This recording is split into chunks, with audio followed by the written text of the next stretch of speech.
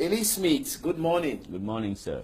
Okay, you're here today to talk to us about, especially the talking point, because on Tough Talk, you're preparing a tough topic. Exactly. About Wiriba, who is back. Yeah, the comeback child. The outspoken SDF parliamentarian for Jakiri. Exactly. Now, Eli, how did you get the info that Wiriba was in Cameroon? I was thrilled that he's back in Cameroon, because there was, I think 2 months ago, we had a debate here on Tough Talk, and I had a friend whose name is Michael Ndimancho, who said Wiriba was a coward because he ran away. But I told him that no, he's not a coward, because we are living in a country whereby the government is not insensitive. And I think the thing that he had to is a kind of tactical retreat, that he was to come back. So I felt at the long last vindicated to see him come back. I was really happy to see such a person come. And I'm happy that this debate on the nature and the foundation of this country should not be debated on the streets, but should be taken into the hearts of power, and that is at the parliament, to be spoken about, to see about the future of the country. So that was why I was very happy that Wiriba came back to the country.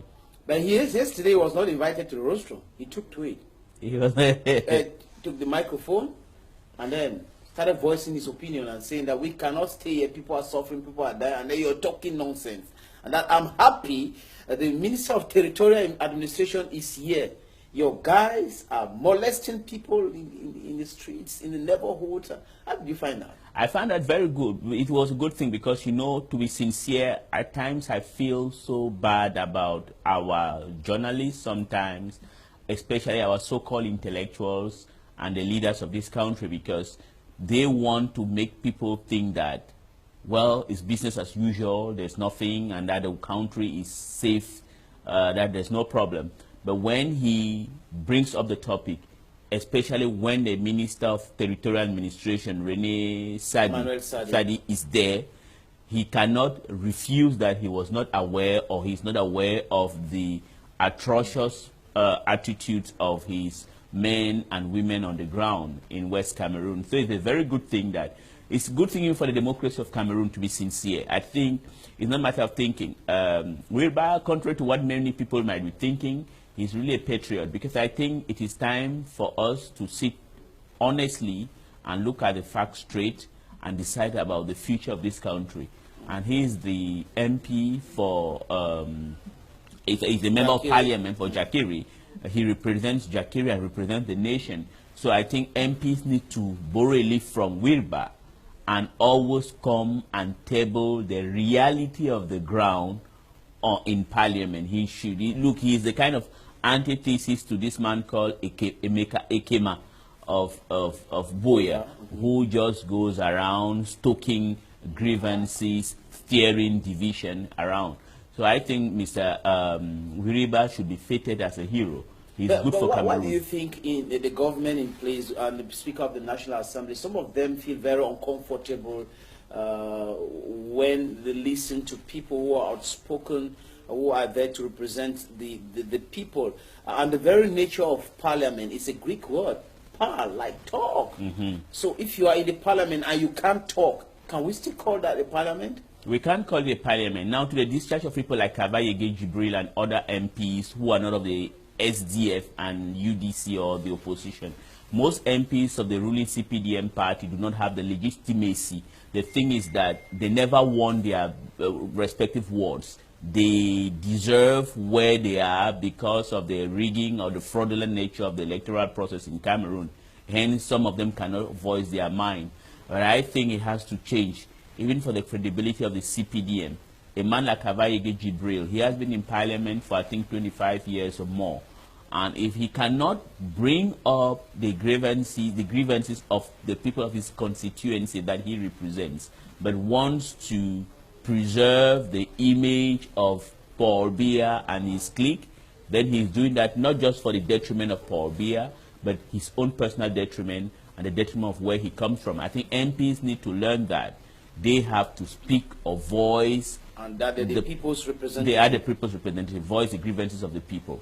Now he is back in Cameroon. We'll learn of what happened. He sent a lengthy released when he left Cameroon to explain what happened, how they wanted to arrest him. He left from Nigeria. And I received Joshua Osihie, who is the vice chair of the Social Democratic Front, who said it is not only Wilbur. The SDF gave him the information that he should leave the country as fast as possible. That the internal services security of the SDF got the news that they wanted to humiliate and arrest him, and he preferred him leaving Cameroon rather than staying here and rot in jail for them to fix the whole thing. Now he is back in Cameroon. Do you think the SDF struck a deal with the government? Because we learned that the chairman of the Social Democratic Front went to Europe, went to the US to meet Wilbur, and then when he came back, Wilbur came back. Yeah. Well, it's kind of tricky that the SDF struck a deal with the government in order to permit an MP elected for by the people to come back to the country. I don't believe that. Okay. I don't believe it. I think that the government itself is not very stupid as we think, as I always think. I think they know that their credibility is at stake. I think they were also surprised at the unity of the MPs of the SDF, because I think the SDF MPs and their chairman put something on the table. If that amounts to a kind of negotiation, then you take it as you want. That is, the threat was, if they cannot allow a man like Wilbur, elected by the people, to come and represent the people in parliament, then it is worthless for the SDF to be in parliament. And the message is clear. The message is abundantly clear. Yeah. Yes. I mean, we don't need you here. We don't need you here. Which means that, can you imagine what is going to happen if the SDF decides to withdraw from parliament? Which means that we already know that the country is unraveling. This is going to be another full proof that it is not working. We are no longer at ease. Then we have to part ways.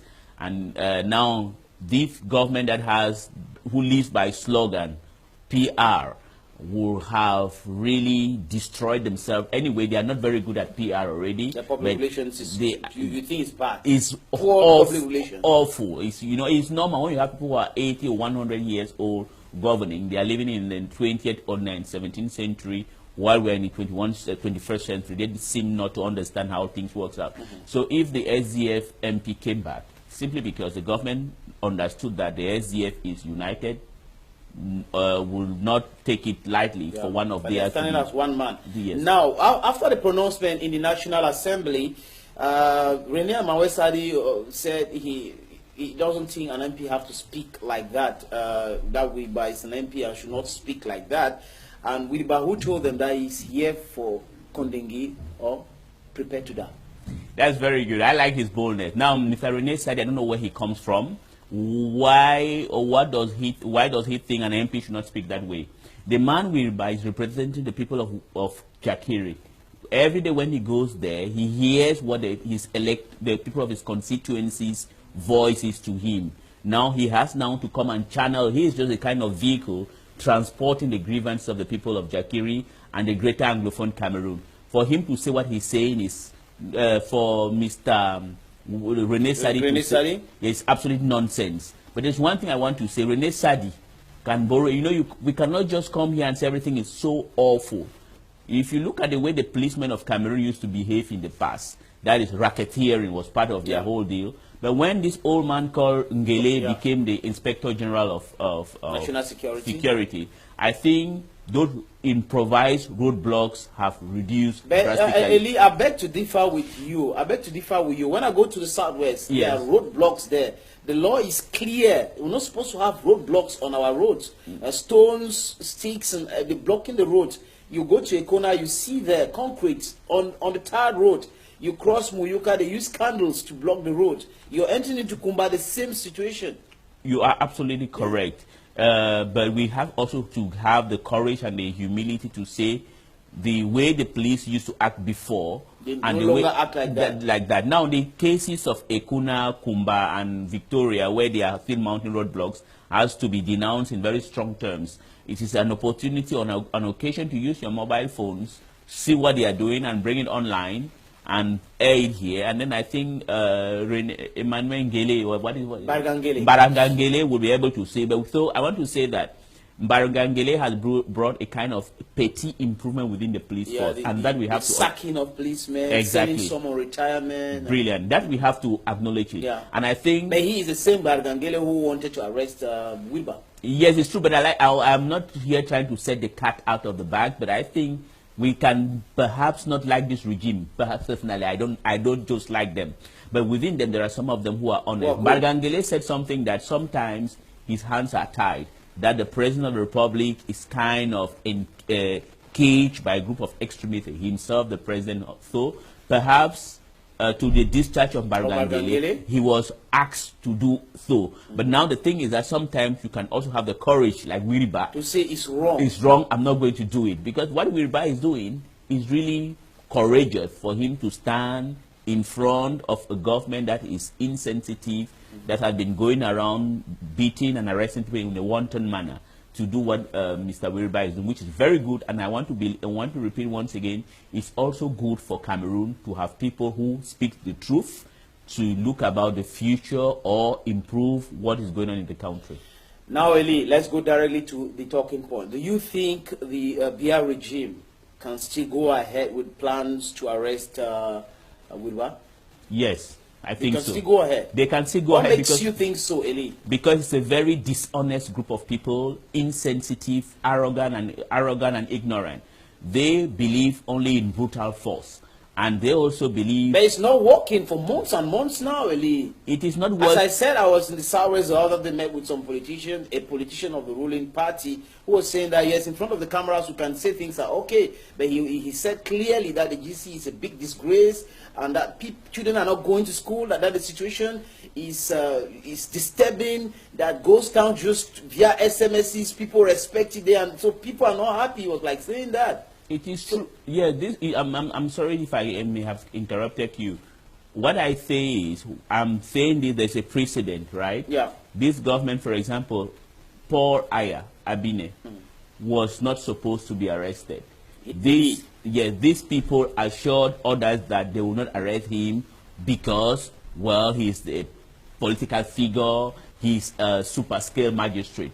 On weekend they arrested him. Now, no charges as of now. No charges as of now. The problem, if they don't arrest Wilbur, is simply because they know that it will be tantamount to playing with fire. But I think in their disposition, they are heartless individuals, very ignorant, brutal. They believe in humiliating others.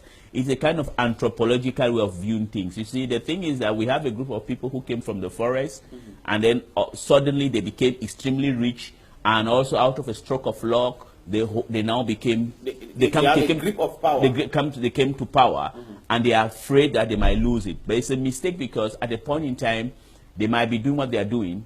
What they are doing is that they are transforming a whole lot of people into vengeful and annoyed and vengeful people, which will make people to be rising against them, which means that I think, in other words, is to make it simply, they are just we continue with the police brutality, and what point in time people will not be afraid of that. People will not be afraid of that. For it. Yes, and that's why I'm afraid, and that's the reason why I am afraid about I'm afraid of the future of this country, because if Paul Biya rigs the election in 2018 as they want to do for him to be elected, my fear is that this country might fall apart. It might disintegrate, because there are a group of people here who will not accept to be humiliated, to be ruined politically and economically, as Paul Biya and his regime has done. Thank you so very much, Eli Smith.